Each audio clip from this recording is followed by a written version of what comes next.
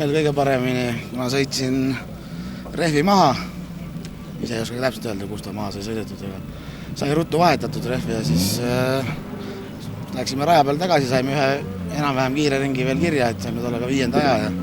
Esimene poolfinaal jäime stardist taha Lõhmusele ja siis ega klaasipesuvedelik sai otsa ja ega ei näinud enam kuidagi nagu järgi võtta. Aga teine poolfinaal päris hästi püsisime järel ja siis kuna jokkerit jälle ei olnud seekord, siis hüppe peal nägin ainukese võimaluse, et kuidas saaks mööda sõita. Ja kasutasin tolle võimaluse ära. Ta läks natukene riski peale ja tegin mõlemad spinni, aga õnnestus.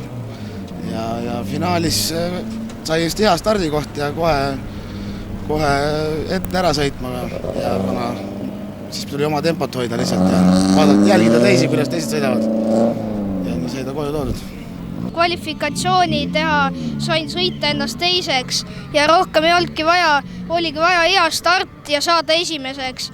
Kuna mu võistluskaaslaja läks valele positsioonile, siis sain mina paremast stardipositsiooni ja niimoodi mul päev läkski.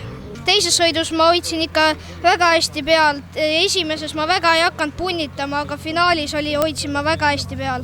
Rajaolud olid natukene halvad, natukene head. Mul ei olnud see üldse hea, et pori oli hästi palju. Sealt mul tuli igast aknast ja uksest tuli sisse. Päev algas hästi, kvalifikatsioonis 4. aeg. Poolfinaalid juba kujunes ikka päris hästi, et stardikohas on hea. Start õnnestus. Üldse, kõik läks hästi, terve päev läks hästi. Ja muidugi see oli hea, et kohe esialgu suht ette saime, et klaas vähe puhtam püsines. Muidu oleks väga raske kellegi sabas kauks sõita ja klaasi hoida. Vahepeal kadus kojameeste vesi ära, ma mõtlesin, nüüd on korras ka, et ei jõuagi lõpuni, aga ikkagi sain lõpuni ilusti.